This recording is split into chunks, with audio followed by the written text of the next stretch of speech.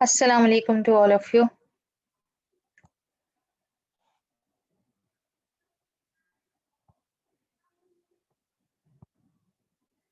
जी बेटा, previous class में हमने फर्स्ट लॉ ऑफ थर्मोडायनेमिक्स से रिलेटेड इक्वेशन ड्राइव की थी।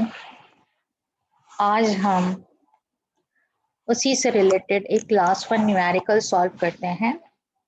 आपको याद हो तो पार्ट ए मैंने आपको सॉल्व करने के लिए दिया था। अगर नहीं भी किया तो आप उसको नेक्स्ट डेज में कर लीजिएगा। आज आप सॉल्व करेंगे उसी क्वेश्चन का page 163, question 7, part B. In a certain process,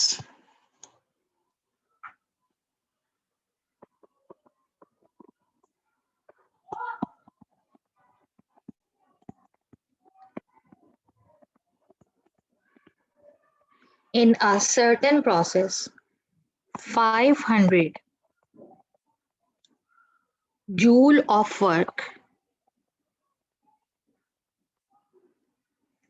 is done on a system.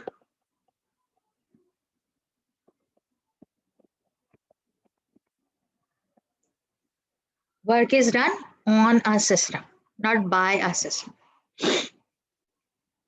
which gives off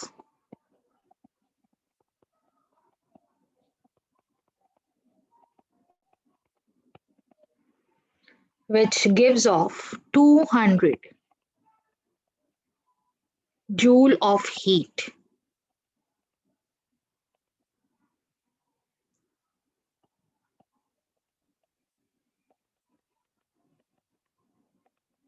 What is the value of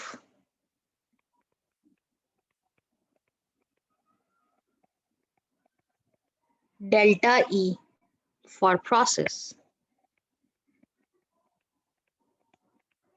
अच्छा, हो सकता है आप में से कुछ बच्चों के जहन में ये बात आ रही हो, मिस हमेशा क्या change in internal energy he find out करने के लिए आएगा?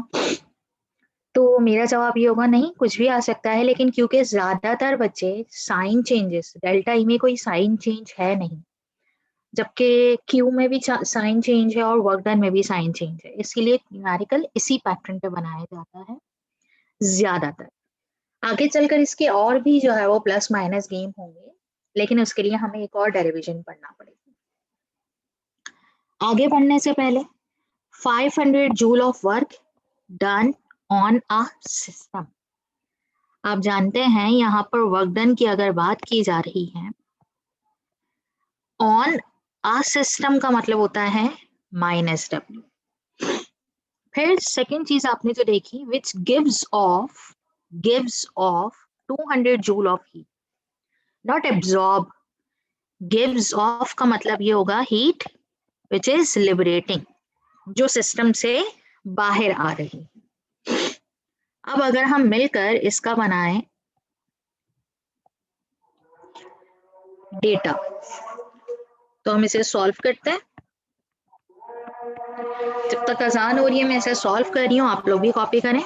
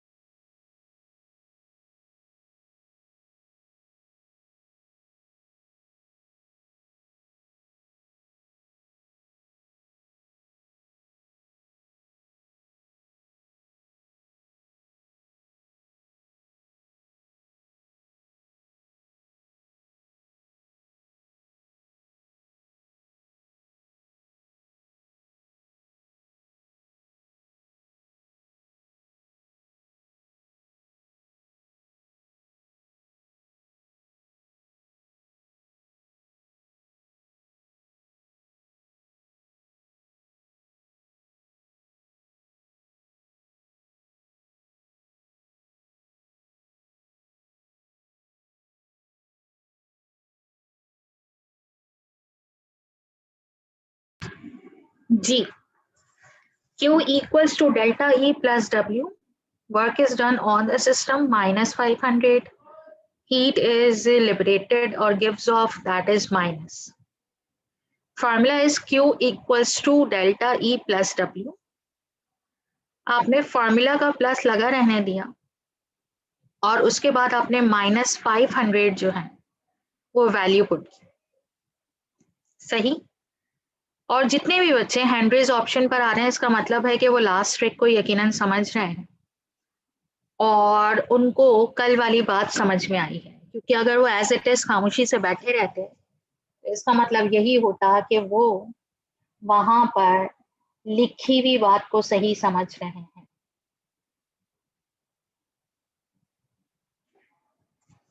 तो क्या होगा, अब जरा आप गौर से देखिएगा इस स्टेप पर क्या काम हो रहा है। प्लस माइनस माइनस -500, 200 500 के पास नहीं आ रहा, बल्कि 500 शिफ्ट हो रहा है 200 के पास। तो it's not minus, it will be plus.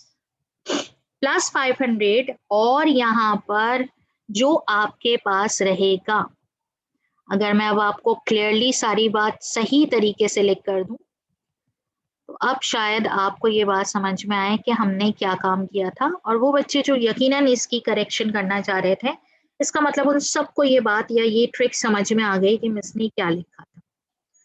500 minus 200, और जब आप डेल्टा ई निकालेंगे तो यकीनन 300 माइनस में नहीं बल्कि किस में आ रहा होगा, प्लस में। सही है, बल्कि किस में आ रहा होगा, प्लस में। That's how we solve. तो इस प्लस माइनस के गेम में तमाम तर वैल्यूज को देखना होता है। टेस्ट के लिए परेशानी की क्या बात है, आपको ग्रुप पे अनाउंसमेंट भी हुई है बेटे कि आपके लिए टेस्ट जो है वो मेरे ख्याल से 6 o'clock है आप लोगों का केमिस्ट्री का टेस्ट, सही। Now the next one, first law of thermodynamics के बाद बेटा एक क्वेश्चन आप चाहें तो 10 years उठाइएगा और मेरी बात को वहां पर चेक कीजिएगा। आता है एक्सप्लेन प्रेशर वॉल्यूम वर्क। क्या आता है, एक्सप्लेन प्रेशर वॉल्यूम वर्क। जी बिल्कुल सेम ऐसे ही आता है, या आखिर में जो इसका एक फॉर्मूला ड्राइव होगा ना, वो फॉर्मूला लिखा हुआ आ जाता है प्रूव दैट में। तो जरा देखते हैं ये क्या है। वो बच्चे जिन्होंने फर्स्ट लॉ ऑफ थर्मोडायनेमिक्स अच्छे से पढ़ा उनके लिए ये कोई मुश्किल बात नहीं, क्योंकि यहाँ पर आधी से ज्यादा कंसिडरेशन वैसे ही होगी जैसे कि हम अभी तक करते आए हैं। यहाँ पर भी आप एक ऐसा सिस्टम कंसीडर करेंगे जिसके बारे में मैं जो बात लिख पा रही हूँ फिर उसके बाद डायग्राम भी बनाऊंगी, तो लिखते भी हैं और इसे कंप्लीट भी करते हैं। Consider a system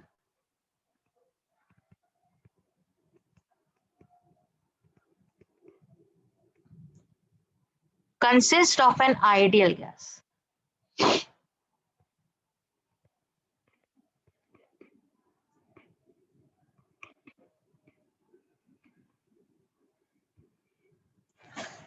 placed in a cylinder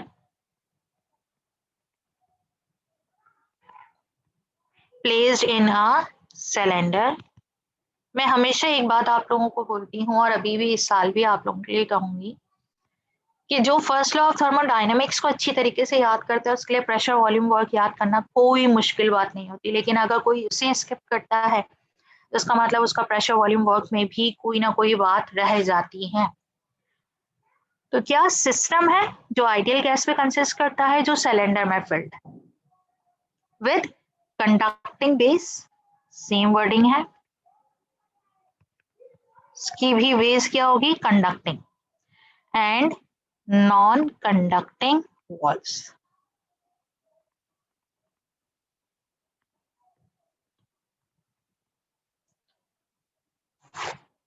also provided with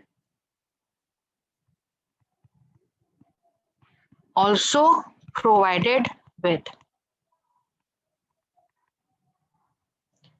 movable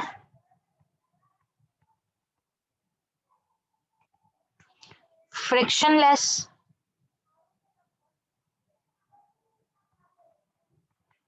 और आपको याद होगा मैंने वेटलेस भी लिखवाया था, आप चाहें तो लिख सकते हैं।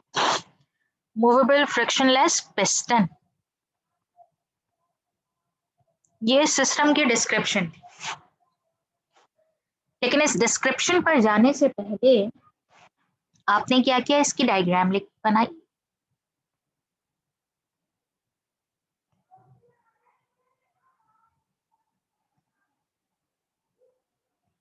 इस बार डायग्राम में थोड़ा सा चेंज आपको नजर आ रहा होगा कि मैंने बेस को प्रोमिनेंटली बनाया है with the cross sectional area A. थोड़ी सी चेंज है। वॉल्स उसी तरीके से आप नॉन कंडक्टिंग बताना चाह रहे हैं और बेस आप क्या बताना चाह रहे हैं, कंडक्टिंग।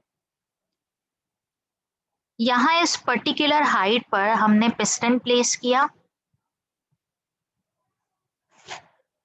और ये क्या है, क्रॉस सेक्शनल एरिया ए। इसे हमने क्या कंसीडर किया है, V1। इतना वॉल्यूम इस गैस का मौजूद है। आप जानते हैं इसमें आइडियल गैस है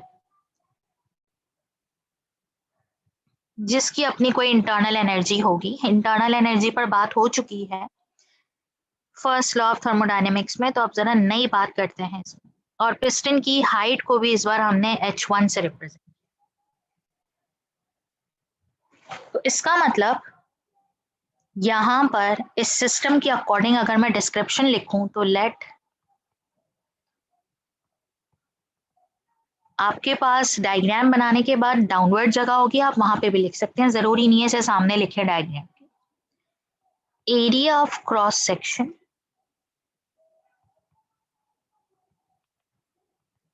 of cylinder equals to A. Area को किससे रिप्रेजेंट कर रहे हैं हम, ए से। Initial height of the piston, piston की इनिशियल हाइट आपको क्या बताई गई है, H1। इनिशियल वॉल्यूम, किसका इनिशियल वॉल्यूम, सिलेंडर का, इक्वल्स टू V1। अच्छा एक बात आपको याद दिलानी है, कभी छोटी क्लासेस में ये पढ़ा है आपने कि volume equals to length into breadth into height. Since we know that, हम जानते हैं ना लेंथ ब्रेथ और हाइट को आपस में क्या करना है, मल्टीप्लाई। जब हम इसे मल्टीप्लाई करते हैं तो आपके पास वॉल्यूम आता है। लेकिन हम ये भी जानते हैं area equals to length into breadth. तो अगर मैं वॉल्यूम का फॉर्मूला कुछ इस तरह से लिख दूं कि V equals to A into H, अगर मैं फॉर्मूला इस तरह से लिख दूं V equals to A into H, जिसको मैंने इक्वेशन A का नाम दिया, तो फिर मैं फॉर सिस्टम के लिए बात कर रही हूं। मैं सिस्टम के लिए वहां पे वॉल्यूम कैसे लिख सकती हूँ, V1 किसके बराबर होगा, A इंटू H1। दोबारा से बात करते हैं डायग्राम के अकॉर्डिंग। आपने क्या लिखा था, area of cross section of cylinder क्या था, ए। इनिशियल हाइट कितनी थी, H1, और इनिशियल वॉल्यूम ऑफ सिलेंडर कितना था, V1। सही है। अब क्या हुआ भाई, आप जानते हैं कि वॉल्यूम किसका जो है वो कॉम्बिनेशन है, length into width into height. लेकिन लेंथ और विड्थ को अगर कंबाइन कर लें तो ये एरिया के बराबर हो जाता है, और फिर इसका मतलब बाकी क्या बचेगा, हाइट। तो क्या मैं इन तीनों टर्म्स को, जिसको मैंने रेड से लिखा है, इन तीनों टर्म्स को इस तरह से रिलेट करवा सकती हूँ कि V1 equals to A into H1। और आप जानते हैं इसमें वन की कंडीशन क्या बताती है, इनिशियल कंडीशन, जब सिस्टम में कोई चेंज नहीं। नाउ आगे बढ़ते हैं। Now Q amount of heat, now Q amount of heat,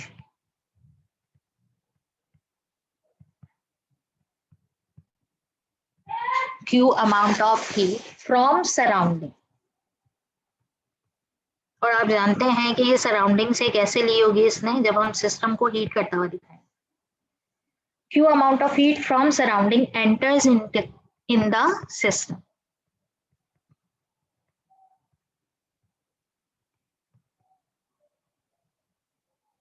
And system perform work. आप कहेंगे ये तो बिल्कुल वैसा ही है, जिसने लास्ट क्लास बहुत ध्यान से ली होगी उसे आज की क्लास में कोई प्रॉब्लम नहीं. एंड सिस्टम परफॉर्म वर्क यानी W amount of work.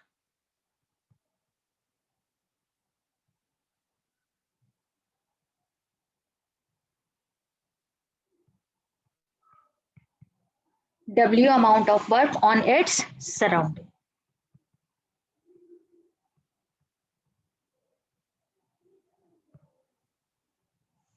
By moving piston upward.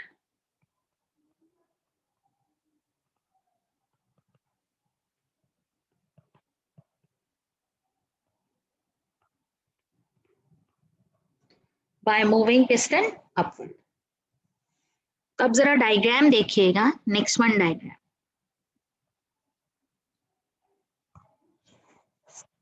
इस नेक्स्ट वन डायग्राम में सिलेंडर अभी भी वैसे ही है,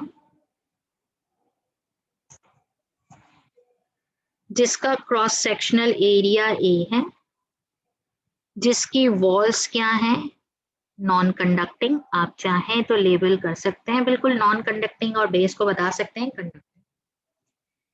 इनिशियल हाइट ऑफ पिस्टन आपको याद हो तो जब मैंने बताया था दैट इज H1, तो मैंने इसे मार्क किया कि ये इनिशियल हाइट था, दैट इज H1. और जब सिस्टम ने कुछ काम किया तो piston moves upward. When piston moves upward then height of piston changes.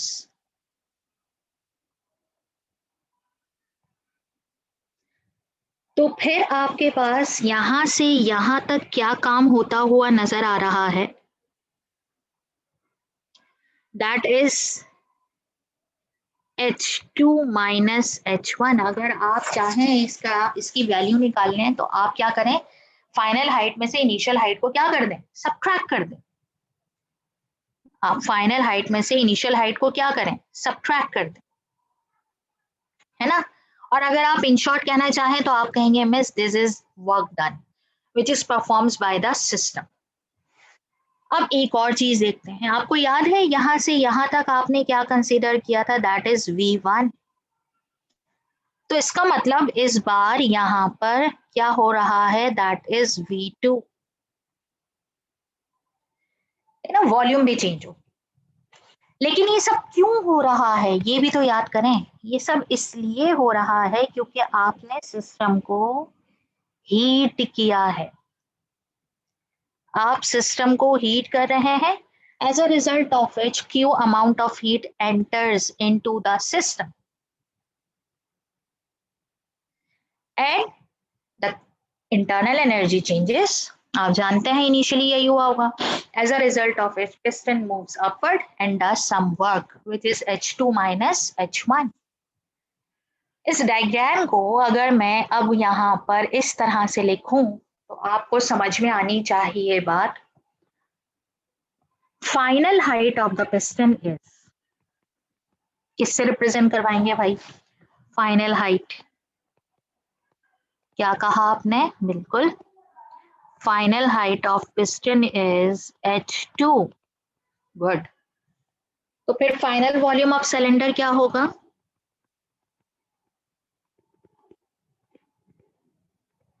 Final volume of cylinder is V2.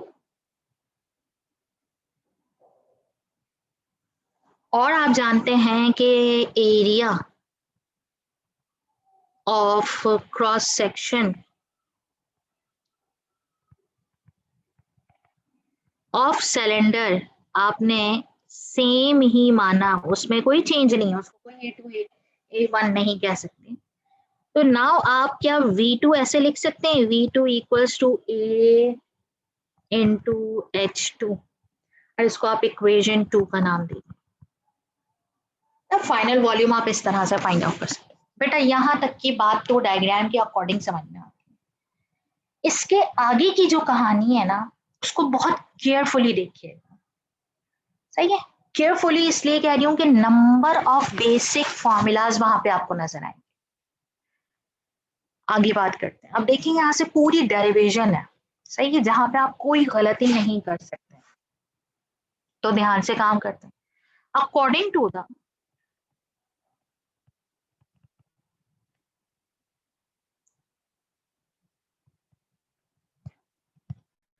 according to the definition of work,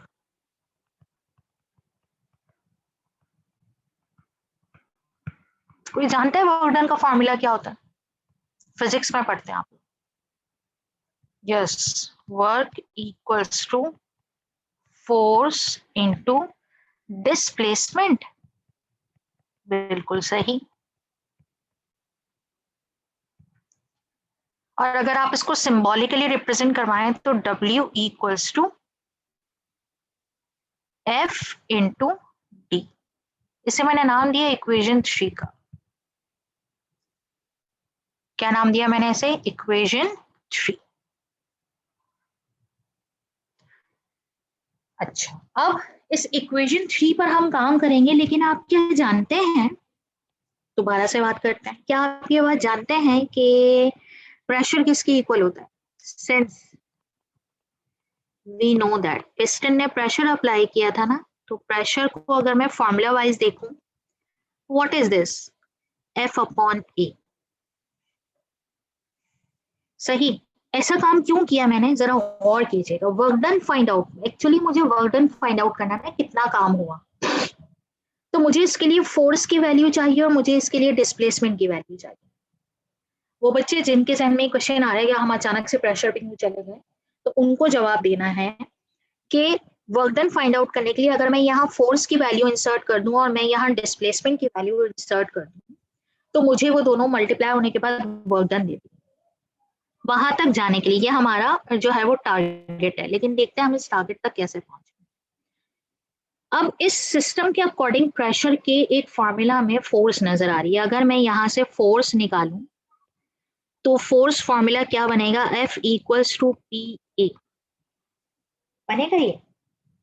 तो अगर फोर्स पी ए के बराबर है और D equals to H2 minus H1, ये D है ना, ये D कैसे हो गया? Distance, displacement. सिस्टम ने काम किया था तो पिस्टन डिस्प्लेस हुआ था। डिस्प्लेस मतलब H1 से कहाँ चला गया? H2। तो इसका मतलब है कि ये H2 माइनस H1 किसके बराबर है? D के, कहीं और से नहीं, सिस्टम से बात करें।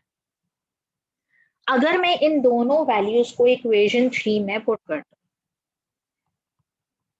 पुट इन इक्वेशन 3, अगर मैं इन दोनों वैल्यूज को F equals to P A और D equals to H2 minus H1 को किस में कर दूं? इक्वेशन 3 में पुट कर दूं, तो आपके पास फॉर्मूला कुछ इस तरह से बनता हुआ नजर आएगा। ध्यान से देखें, W equals to P A into H2 minus H1, bracket में इसलिए लिख लिया क्योंकि ये दोनों से मल्टीप्लाई। अच्छा, अब आप जानते हैं प्रेशर रिमेन्स कांस्टेंट, जानते हैं ना, प्रेशर का हाइट से कोई लेना देना नहीं, लेकिन प्रेशर का एरिया से लेना देना है। हमने थोड़ी देर पहले तक इससे रिलेटेड फॉर्मूला पढ़ा था। तो अगर मैं इसको ऐसे लिख दूं, AH2 माइनस AH1, लिखा था ना हमने AH2 माइनस AH1, अभी आपने थोड़ी देर पहले देखा था इक्वेशन 1, फिर आपने देखा इक्वेशन 2। तो AH1 minus AH1 into AH2, ये दोनों चीजें हमने अभी V2 के अकॉर्डिंग देखी। तो क्या फ्रॉम इक्वेशन 1 एंड 2, क्या आप इसको ऐसे लिख सकते हैं? AH1 equals to V1, AH2 equals to V2।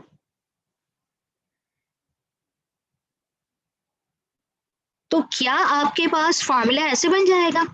W equals to P V2 minus V1।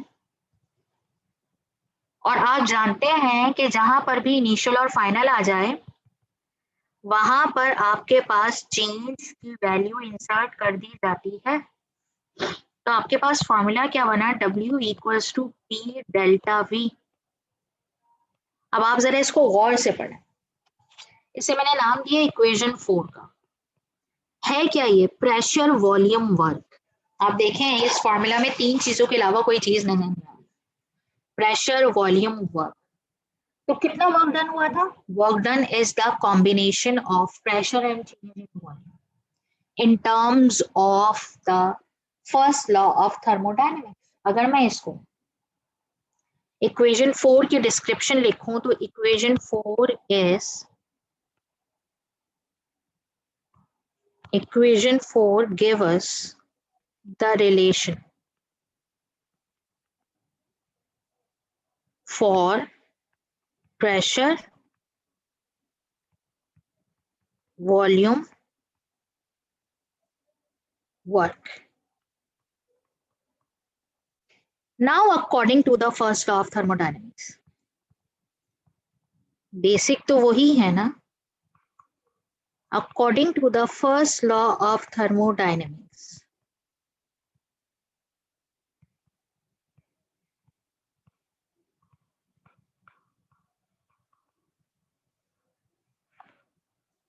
Q equals to delta E plus W था। सिंस अब हमें पता चल गया कि वर्क डन किसके बराबर है, P डेल्टा V। तो Q equals to delta E plus P delta V. This is the modified form of the first law of thermodynamics. This is how we drive the pressure volume work. क्या इससे related भी numerical है? जी बिल्कुल, इससे related भी numerical होता है, लेकिन उस तक जाते हैं जब हम इसकी एप्लीकेशन पर। हमने क्या पढ़ा, फर्स्ट लॉ ऑफ थर्मोडायनेमिक्स। फिर हमने क्या पढ़ा, बिल्कुल हमने पढ़ा pressure volume work.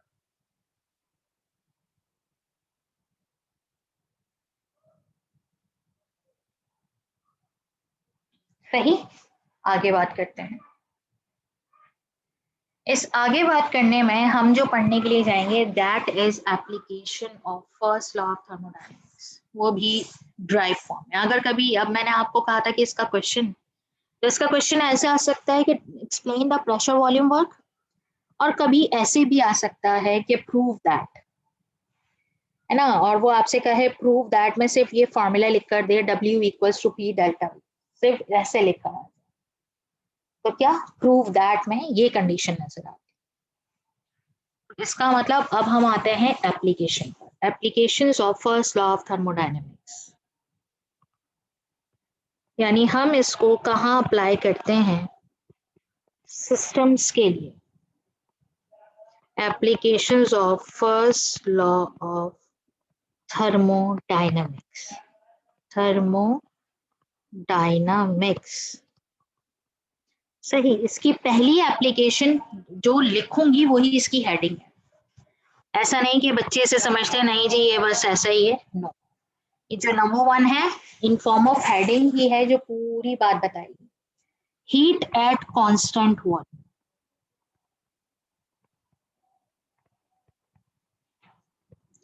Heat at constant volume. Shortly बता रहा है सिस्टम हीट एब्जॉर्ब करे लेकिन उसका वॉल्यूम क्या रहे, constant. There is no movement of piston, इसका मतलब कोई इनिशियल वॉल्यूम और फाइनल वॉल्यूम। तो ये जो वॉल्यूम है ना, इसको लैटिन लैंग्वेज में कोर कहा जाता है, CHOR। तो कभी कभी ये इस नाम से भी आ जाता है, isochoric process. Iso mean same, कोर कहते हैं वॉल्यूम को, तो आइसोकोरिक प्रोसेस, इसका मतलब जिसमें वॉल्यूम क्या रहेगा, सेम। कैसे भाई, चलें देखते हैं। According to first law of thermodynamics,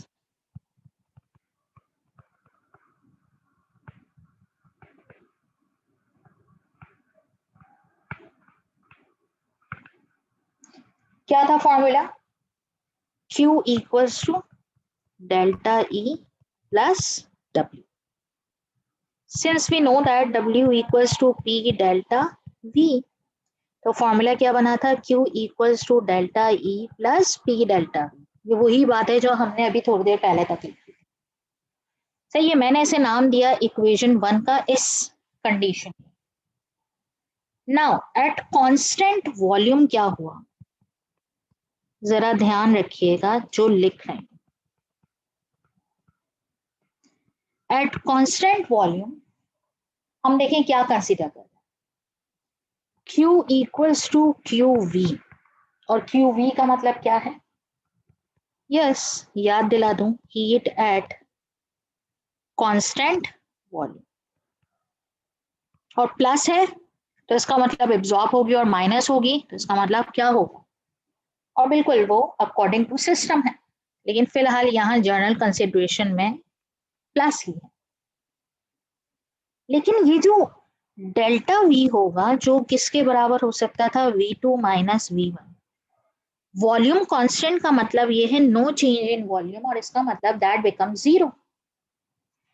अगर मैं इस पूरी कंडीशन को इक्वेशन 1 में लेकर जाऊं, पुट इट इन इक्वेशन 1, अगर मैं इसको इक्वेशन 1 में पुट करूं तो क्या बनेगा, Q V equals to delta E plus P, और डेल्टा V की जगह मैंने क्या लिखा, 0। जब हीट एब्जॉर्ब होगी एट कांस्टेंट वॉल्यूम तो QV equals to delta E plus, जब 0 प्रेशर के साथ मल्टीप्लाई होगा, तो आपको पता है 0 जब किसी चीज के साथ मल्टीप्लाई होता है तो उसको भी 0 कर देते हैं। तो फाइनल आपके पास क्या बचा, that is QV equals to delta E। Exam में ये फॉर्मूला ड्राइव करने के लिए आता है। नाउ ये इक्वेशन हमें क्या बता रही है, इस इक्वेशन को मैंने नाम दिया इक्वेशन 2 का, और ये इक्वेशन 2 यानी मैं इसे यहाँ पे लिख रही हूँ, equation 2 shows that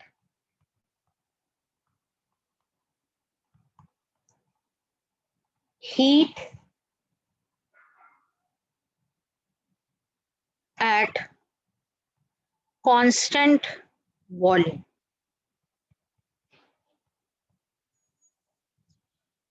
is equal to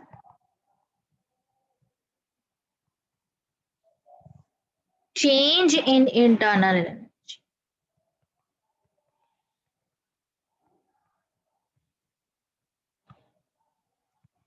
इसका मतलब वो जो सिस्टम था ना, और जब वो Q amount of heat absorb कर रहा था, और पिस्टन का जो पहले V1 था वही उसके लिए V2 था, there is no any change, तो फिर वो Q जो वो एब्जॉर्ब कर रहा है वो कहाँ जा रहा है, तो इस फॉर्मूला ने हमें ये बताया कि वो सिर्फ और सिर्फ E1 को कन्वर्ट कर रहा होगा किस में, E2। वो पिस्टन को काम करने नहीं दे रहा क्योंकि हमने वॉल्यूम को कांस्टेंट कर दिया। तो जब वॉल्यूम अगर कांस्टेंट कर दिया तो वो तो काम नहीं कर पा रहा हुआ, system does not work on the surrounding, है ना, एट दिस कंडीशन। तो फिर वो हीट एब्जॉर्ब जो हुई वो सारी की सारी कहाँ जा रही, वो कहाँ गई, that is utilized in form of change in internal energy. वो सारी की सारी यूज हो रही है बेटा किसमें, चेंज इन इंटरनल एनर्जी। इसके बाद जो आपके पास कंडीशन है that is second application which is heat at constant pressure, heat at constant pressure. तो इसे हम यकीनन सॉल्व करेंगे लेकिन नेक्स्ट क्लास में करेंगे। आज की क्लास के लिए इतना बहुत है बेटा, तो काइंडली इसे जरूर पढ़ना है और इसी में से एज इट इज उठा के याद करना है, सही है। And best of luck for your test. Thank you so much, अल्लाह हाफिज।